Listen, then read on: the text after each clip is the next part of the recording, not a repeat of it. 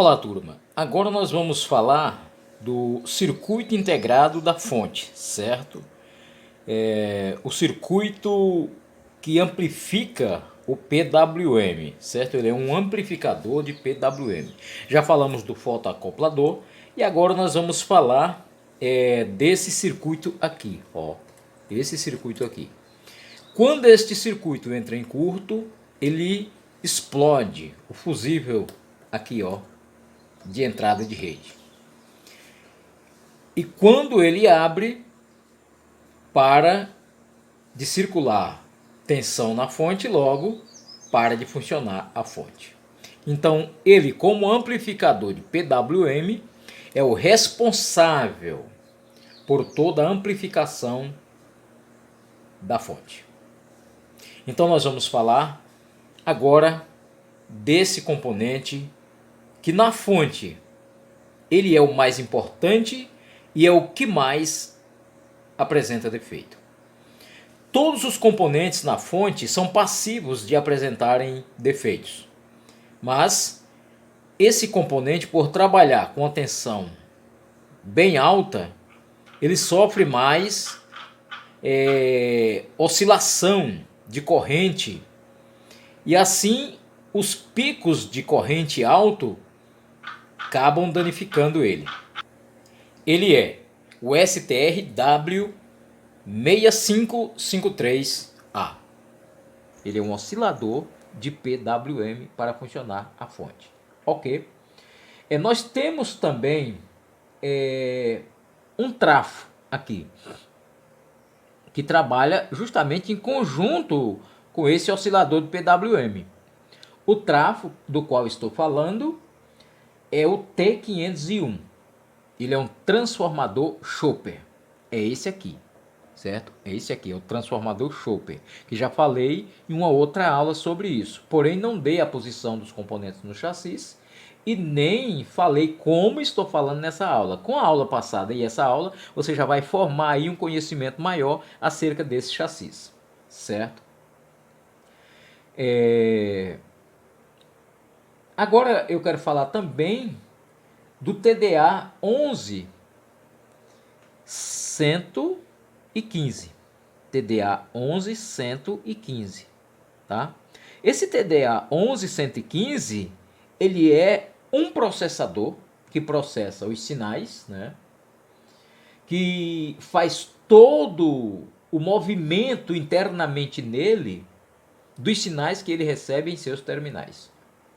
E também ele é um controlador que controla todos os sinais e informações que são dadas a ele.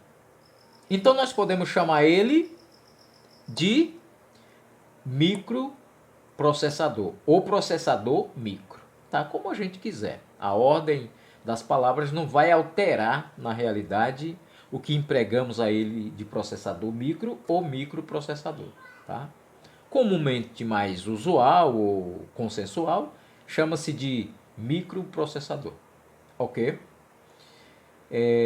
A posição dele no chassi é o N301, tá? N301.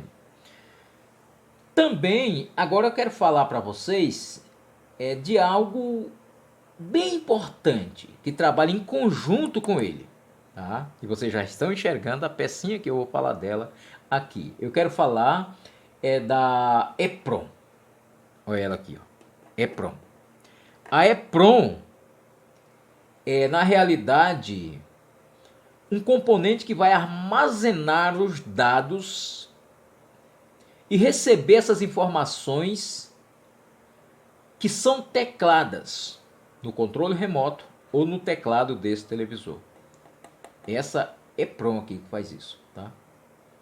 Essa EPROM, a posição dela no chassi é N702. N702, tá lá.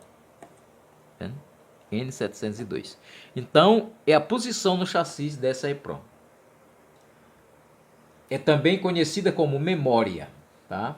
Memória, EPROM ou memória ou EPROM. Como essa linguagem é bem costumeira entre os técnicos, então você pode falar memória EPROM, que vai entender, ou falar só EPROM, que todo mundo vai compreender, entender, ou falar só memória, que as pessoas também vão compreender.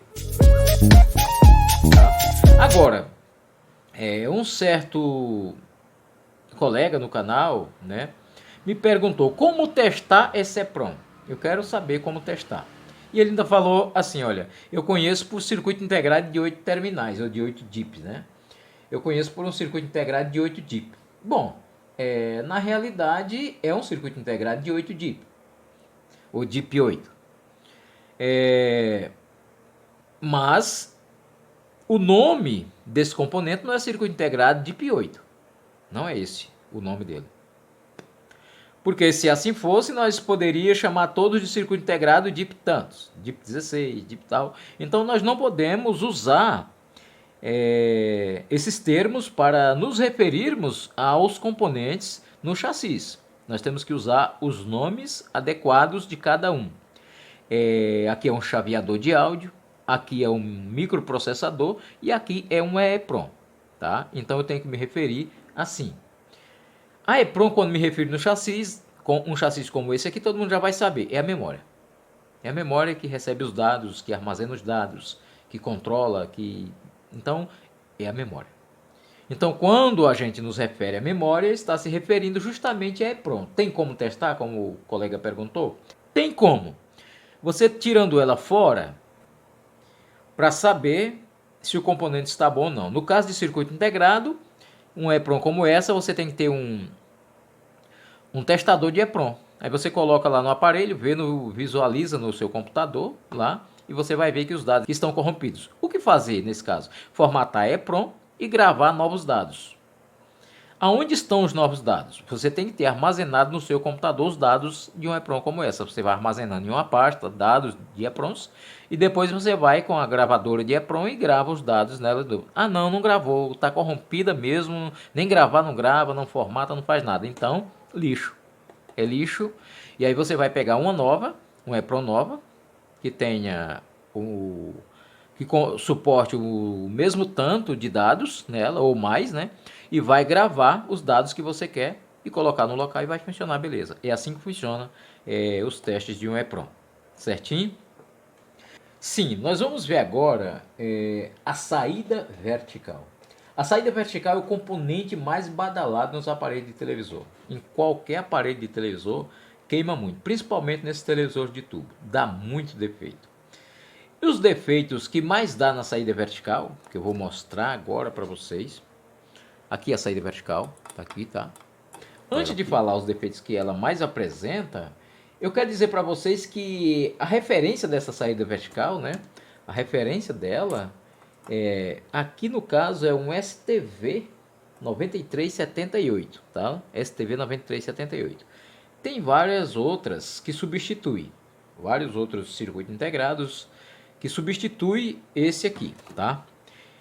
Então, o defeito que mais apresenta é o que? Solda fria nos seus terminais. Eu já mostrei na aula passada nesse mesmo chassi que essa saída aqui, nesse chassi zerado novo, tem sofrido algumas pancadas, está com solda fria, tá?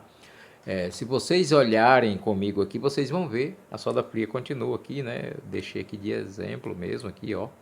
A solda fria é quando a solda quebra que os terminais ficam soltos, ó, ó. Se o cliente já ouviu falar, o técnico fala, é solda fria no seu aparelho. Solda fria é um defeitão, tá? Aí, ó. Porém, é bom para o técnico quando ele consegue encontrar, né? Quando é impresso quebrado que não consegue, então é difícil. Mas quando ele encontra de primeira mão essa solda fria, no caso de saída vertical, não tem como não encontrar, é fácil. Agora, tem outros componentes na fonte que apresenta defeito, que é complicado, e principalmente se for componente SMD por esse lado do chassi. É meio complicado, mas encontra, trabalhando com cuidado, com muita atenção, se o cliente não for abusado, se a senhora não quiser perder a novela do dia. Então, tudo isso facilita para o técnico fazer uma boa manutenção. Mas se a pessoa é insistente e quer no mesmo dia, agoniado, esses defeitos assim, e se for um defeito intermitente, pior ainda. É mais dificultoso para encontrar. Mas com conhecimento e com as dicas, com o avanço, isso tem se tornado bem fácil, né? Porque a pessoa não quebra a cabeça sozinho. Vai lá no YouTube, busca um vídeo como esse E aí vai lá e mata a charada com uma dica fácil e resolve o problema, tá? Então, quando o vertical fecha, que fica só um risco horizontal, tá? É porque deu defeito nessa saída vertical, certo? Deu defeito nessa saída vertical. Ou deu defeito ou está com solda fria, como mostrei ali para vocês, certo? Esse circuito aqui é o circuito de saída vertical, é o da posição N451. Estão vendo lá? Olha lá. N451 é a posição dele no chassi, ok? E nós o denominamos clara e distintamente de saída vertical, pois é este o nome dado para este componente. Meus queridos, na sequência eu vou estar falando dos outros componentes desse chassi, os principais. Eu estou falando só dos principais, vou estar falando na sequência, tá? Esta aula termina aqui. Em aulas posteriores virão os componentes que já não são principais, mas que trabalham em conjunto com esses principais. Também é necessário saber. Um abraço e até a próxima aula.